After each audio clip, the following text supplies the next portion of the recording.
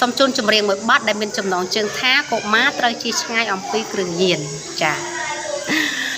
កុមារជាសទ្រូងនៃជាតិគួខំក្មេគ្មៀតចាក់ចេញឲ្យឆ្ងាយ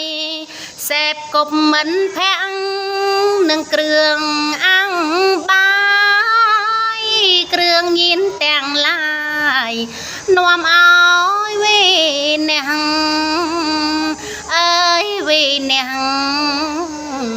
គ្រឿងញៀនស្រាកញ្ឆាហេរ៉ូអ៊ីនហ្វេតាំងតាមីនបារីអាភីនផឹកជុំកាលណាបាត់បង់វេញាណស្មារតីវិញគ្មានដឹងការខុសត្រូវអើយខុសត្រូវយើងជាកុមារត្រូវតែប្រយ័ត្ន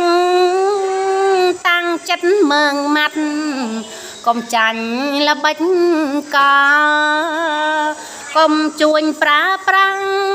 នាំឈួតវិញកលជាគ្រងថ្នាំងដល់គ្រួសារសង្គមអើយសង្គមហើយអង្គកុមារដែលជាទុំពាំងប្រយុទ្ធរែរាំងប្រឆាំង